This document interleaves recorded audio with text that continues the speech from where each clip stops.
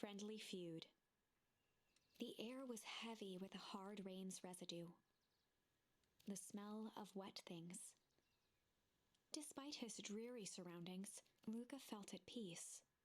He'd never shared those details about his dad with anyone, not even Rollo.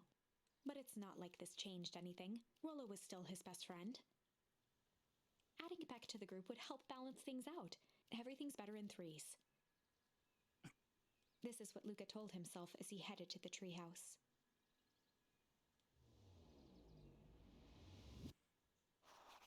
Catch up with Rollo at the treehouse. Okay.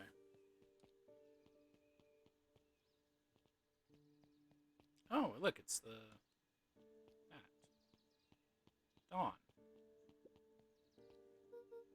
Hey, Dawn, tracking down a lead. You bet. I heard a juicy new rumor. Turns out, when Sharper Valentine died, he left behind a particular last will and testament. Peculiar? How? He didn't just give his kids an inheritance. There were conditions. Like what? They had to kill your mom and dad.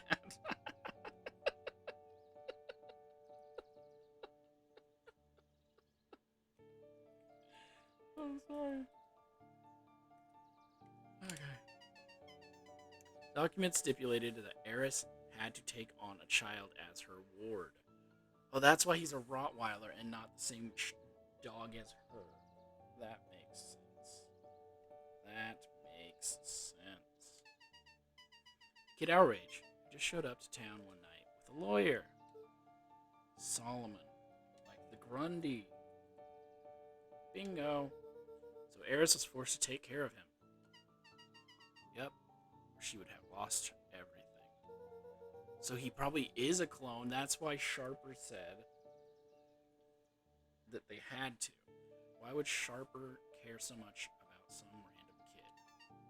Rumor has it, Sharper sowed some wild oats. That explains the way Eris treats him. Or Solomon. How did you find out all this? How did you find all this out? Because there's no way it could be Sharper's kid. Sharper was a grandfather and died. Because if Augustus is his kid and Augustus is fully grown, like a fully grown man, there's just no way. I think the timeline's kind of messed up here, but also we're messing up the timeline by jumping around. A good reporter never reveals her source, Luca. Okay.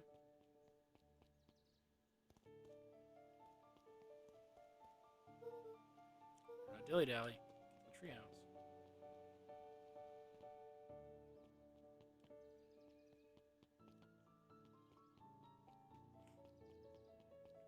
As I just slowly run. Run faster, Luca! Run, boy! Man, my teacher is just out here doing nothing but reading.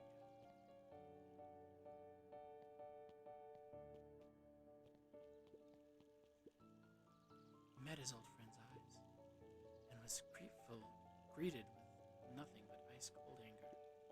Heavens! This is no time for fractured friendships. So every comment she makes is about my current mission. Obviously, with this chapter being called Friend Feuds or whatever, Rollo and I are going to have a falling out because that's what happens in all of these types of stories. They introduce a girl love interest.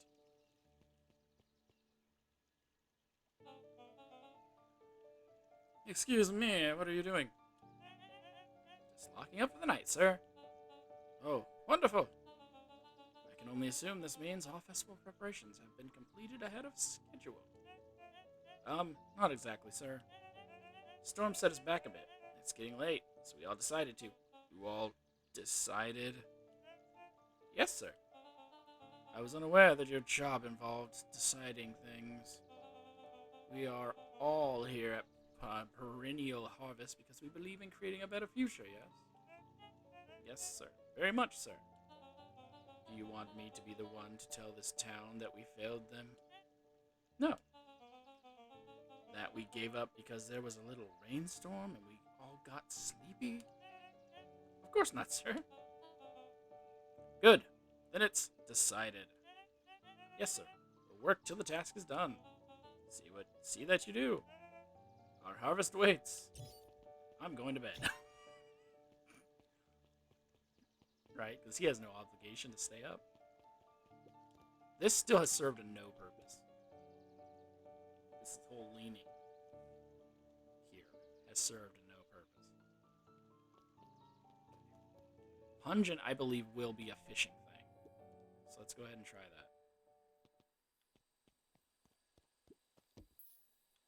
It is! Luca wrapped a twig of thyme around the hook. Some fish have refined taste.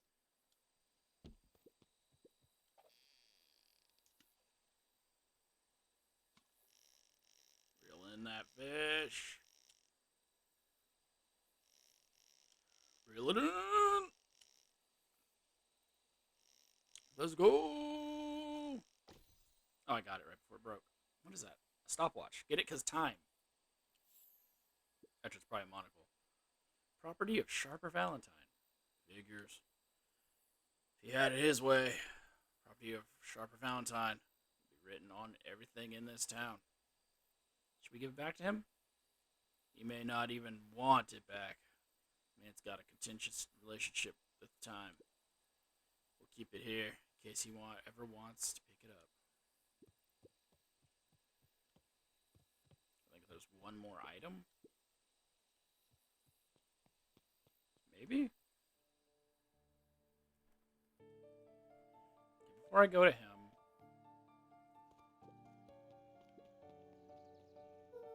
nope, dilly-dally.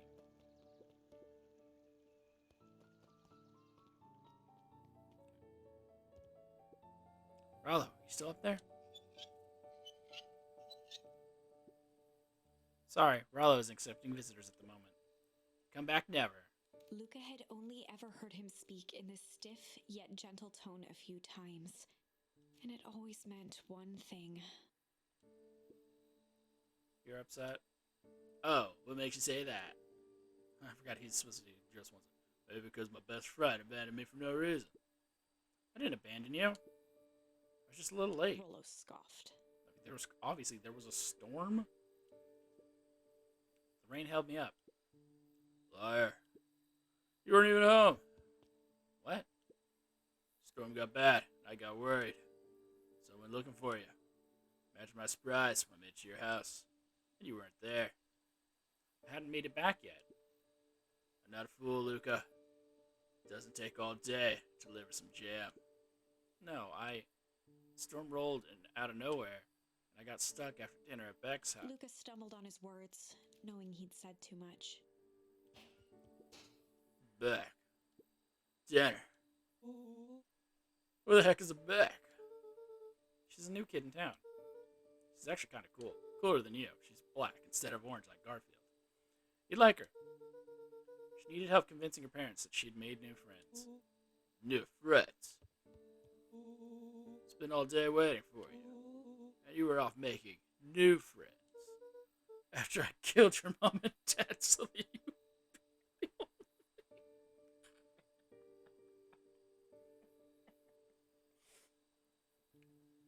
It's not like that, Rollo.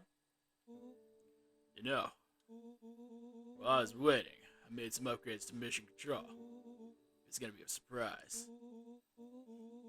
But you took so long, Storm knocked it all down. Just like you knocked down our friendship. What does that even mean? Just like I knocked your mom.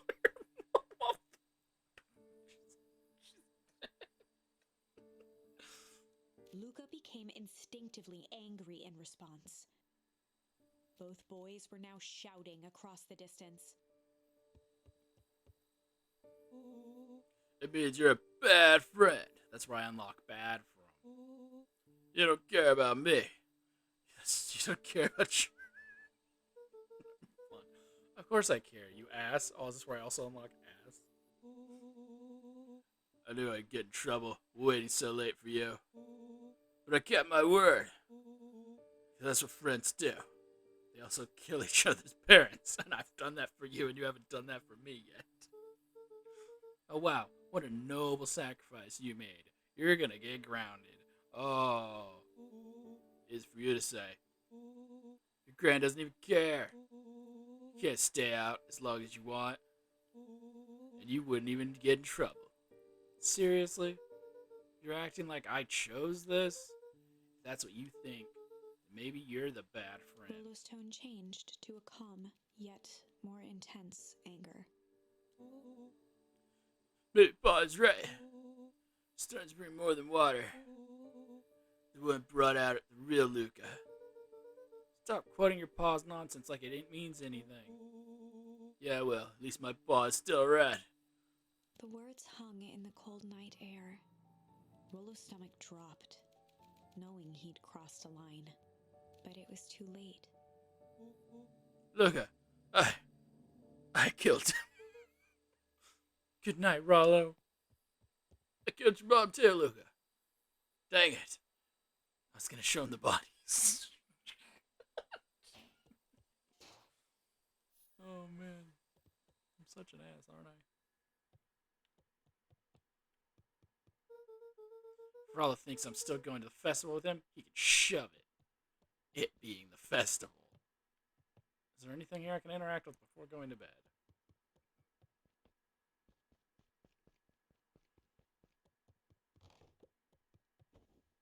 Luca dug through his old stuff, not even sure what he was looking for.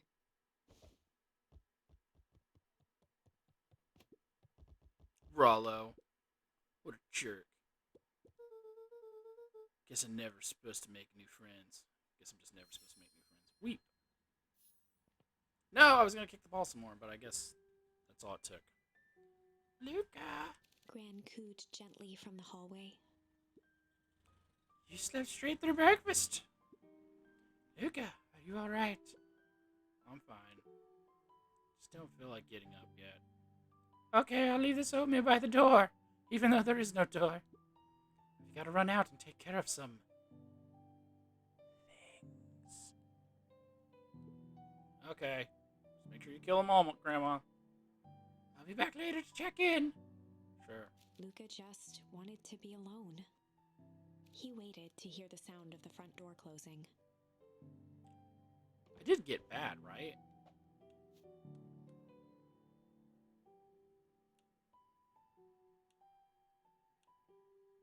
I got weep and pungent. Have I always had refuse? I guess I didn't get bad. I bet Rollo's still gonna go to the festival. He's gonna be miserable.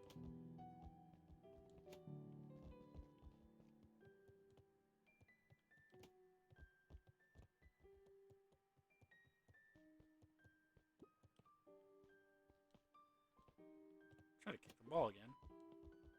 Luca dozed off again. Oh! Didn't know that was an option. Luca! I see you didn't eat your oatmeal. Wasn't hungry. Well, just in case you get hungry, I'll leave a sandwich here too. Thanks. Rollo came by. What did he say? He said to shove it. He wanted to talk to you. What did you say? I told him you weren't feeling well and that I would kill his parents. Good. So your plan is to just sit in the room all day? Very much. Well, I need to pop away again for a minute. If you decide to end your pity party, go outside. Just stay away from the fountain. Loads of explosives are over there. I think it'd do you some good. Noted. Lucas still couldn't bring himself to go out. Besides, if he ran into Rollo, he'd have to actually confront the situation. Okay. There's never anything interesting at the festival anyways. Oh, I gotta kick the ball into that book up there. Can I leave? No, okay. So all this was planned. Got it.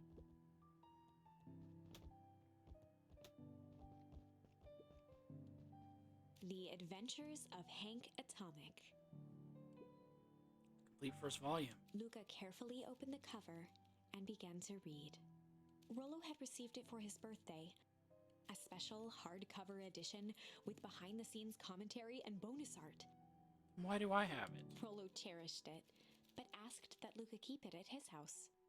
Luca wasn't sure if it was because Rollo didn't trust himself with it, didn't trust his sister around it, or just wanted an excuse to come hang out at Luca's more often. Whatever the reason, Luca didn't mind. But it had stayed right there where Rollo had stashed it ever since. Now, at the foot of his bed, Luca lost himself in the pages. He'd read it all before, but at this moment, it somehow felt sentimental. He was well into issue number 5 when he heard soft footsteps from the hallway. Luca! Another friend came to see you. A girl named Beck Modewell. She said you met yesterday. What did you say? She here? She just dropped by. Told her you weren't taking visitors today. Oh. She seems nice. Yeah. You had a fight with Rollo, didn't you? Yeah. Can I come in? Maybe later. Alright then. I'll leave dinner on the table. Guess you want a bite before bedtime. Without realizing it, Luca had pouted away the entire afternoon. He once again felt the weight of it all and allowed his weary eyes to close. No, I want to kick the ball Luca some more. stood in a vast black expanse. He looked up at his father standing beside him. Walt was working a straw at the bottom of a fountain glass, trying to collect the last bits of milkshake. Dad, where are we? You're in hell, son. Taking a final loud gurgling sip, his father peered up from the glass. He jangled the straw playfully with a warm smile, then lifted the empty glass as if to point into the darkness. The source. The sauce. Luca's eyes followed his father's gesture. In an instant, he was sitting in front of a blazing campfire. Across from him sat a large figure in a yellow hazmat suit. The figure's voice was a scratchy echo. Well, if it isn't the man of the hour. Make yourself comfortable. Luca held his shivering hands over the flame to warm himself. It doesn't work that way here. Their yellow-gloved hand pointed to the base of the flame. It's a cold flame, see? Luca peered at the base of the fire. It wasn't wood that was burning. It was Beacon Pines itself. Tiny buildings, freezing and crumbling as they were consumed by flame. Luca could see small shadows moving in the burning city. People. Luca leapt to his feet. We've got to help them! The figure gave a dismissive wave of their hand. Why waste energy helping people who can't even help themselves? The figure bent down to examine the panicked crowd as they desperately tried to stop the flames. They only care about what's right in front of them. Not like us. Luca's voice was a trembling whisper. Us? The figure slowly stood up, grabbing its helmet with both hands. With a jolt and a twist, the suit emitted a gasp. A cloud of torpid mist escaped, slowly revealing the face within. Luca's own face looked back at him. Older, worn, distant.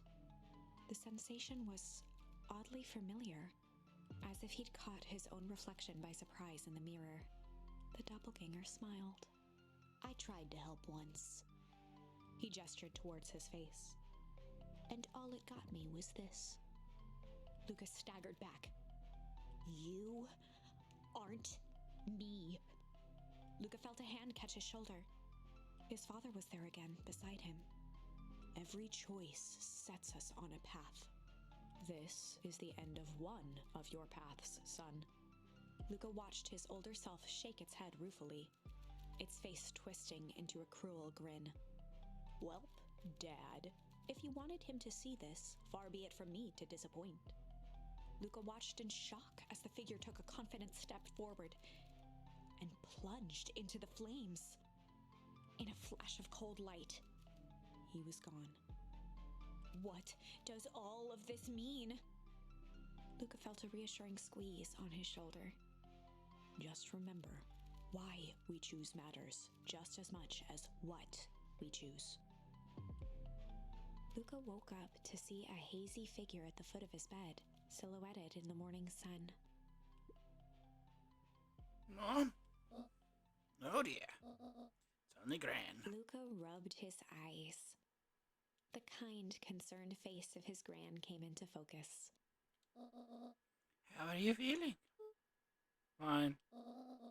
Anything you want to talk about? I don't feel like talking. That's just as well. I feel like yelling, though. How about you sit there and listen a bit? Whatever you and Rollo fought about doesn't matter. He's dead now. But he... Gran silenced Luca with a gentle pat on the leg. Fights between friends happen. What was said doesn't matter. The important thing is, it's not the last thing you ever say to each other. But he said stuff about Dad. Well, do you think he meant it? No. He was just mad. Mm-hmm. Did you mean other things you said to him? Yes, I told him I would kill his whole family, and I ain't going to. No. Good. One must appreciate friends in their best moments. Accept them in their worst. Accept! Now, get your little butt out of bed. The festival's today. I thought it was yesterday. And I slept through it. Don't want to miss that, do you? I guess not. Seems like a good opportunity to make amends with Rollo, doesn't it? Luca gave a reluctant nod. So buy him a corn dog and apologize. But he's the one that... What did I just say? Buy him a corn dog. That's a good boy. Everything's better with corn dogs. I need to get it. I need to get going now. Got some last minute festival business to take care of. I'll come find you at the fountain a little after lunch. Alright. I love you, Luca. Love you too. I'm going to go give Luca some took a deep out. breath. Okay. Ran stole my soccer ball. Chapter 6. Because it's not there anymore.